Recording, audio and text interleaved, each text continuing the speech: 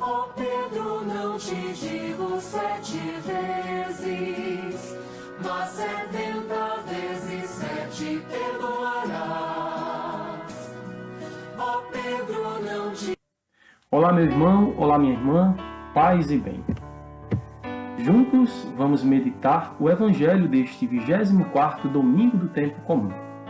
O Evangelho é a continuação do Evangelho da semana passada, retirado do texto de Mateus, capítulo 18, versículos de 21 a 35. Jesus está proferindo o que nós chamamos de o discurso comunitário. No trecho de hoje, Pedro pergunta a Jesus quantas vezes o perdão deve ser concedido a alguém que feriu ou causar algum tipo de mal. Os judeus acreditavam que uma pessoa, ao cometer o mal, poderia ser perdoada até, no máximo, 4 vezes. Se uma pessoa perdoasse 7 vezes, era então considerada santa, perfeita. Quando Pedro indaga Jesus, ele se mostra até generoso, elevando o total de vezes para 7, um número considerado perfeito e bastante simbólico na cultura de Israel. A pergunta feita pelo apóstolo Pedro não é uma pergunta mesquinha, ao contrário, ela é bem inteligente. Afinal, ele já tinha escutado Jesus falar tantas vezes do reino de Deus, e inclusive do perdão.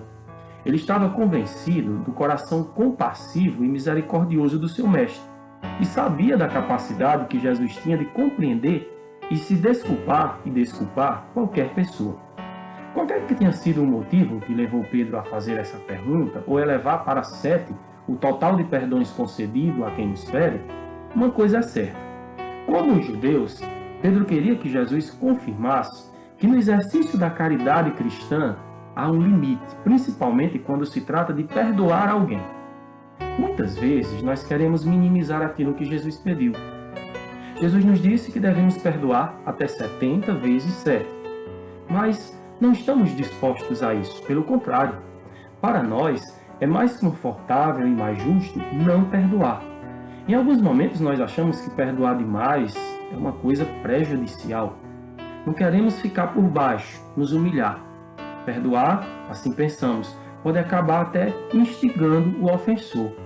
Achamos que o outro é quem deve se arrepender e nós não. E ainda aceitamos a triste ideia de achar que só Deus é quem pode perdoar, eu não. Quantas vezes já não me deparei com pessoas falando isso? E olha, é algo tão contraditório. Porque quando rezamos o Pai Nosso, dizemos exatamente o contrário. Você já reparou? Perdoai as nossas ofensas, assim como nós perdoamos aqueles a quem também nos ofenderam. Todos esses exemplos, eles parecem razoáveis demais e até lógicos, mas passam longe daquilo que Jesus pensava e vivia. Jesus nos ensina que nós devemos ser o eco daquilo que Deus faz na nossa vida. O perdão ele não é uma exigência moral, mas é o testemunho da reconciliação de Deus que está visível em cada um e em cada uma de nós. A lei do perdão é como um contrato que nós firmamos com o sangue de Cristo. Quem vai ratificar esse contrato seremos nós mesmos ou não. É uma questão de escolha. E uma vez firmado essa aliança, nós poderemos derramar esse perdão que recebemos gratuitamente de Deus nos nossos semelhantes, nos nossos próximos. Se Pedro achava que o perdão deveria ser dado até no máximo 7 vezes, Jesus declara que ele deve ser dado 70 vezes 7.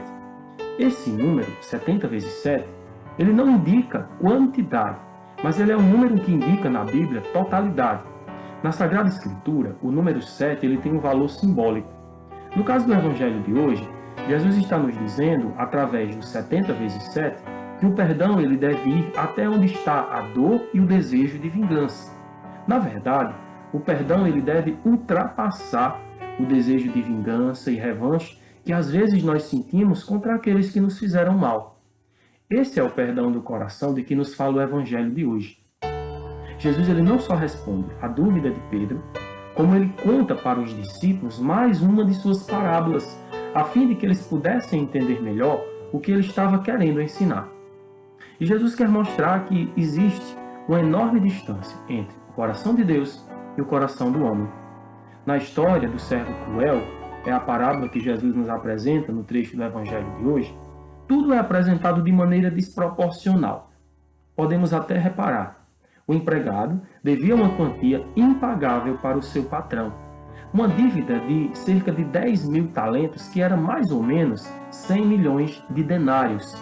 100 mil era o maior número que se podia contar naquele tempo, e o talento era a moeda mais importante que existia naquelas regiões. 10.000 talentos corresponderia a mais ou menos 200.000 anos do trabalho de um operário.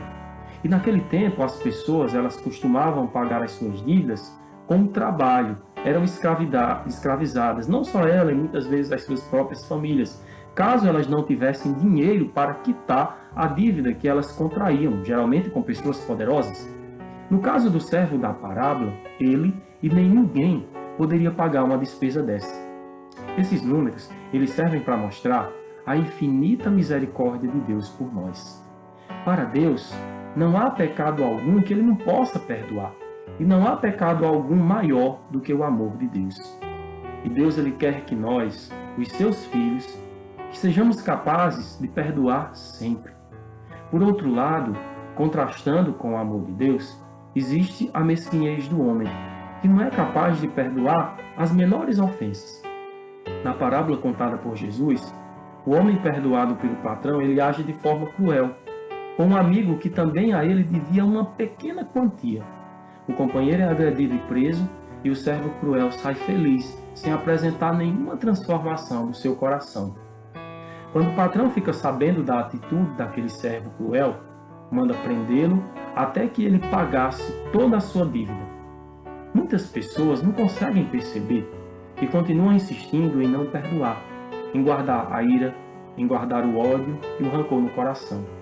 Desse jeito nós estamos indo para o túmulo mais cedo.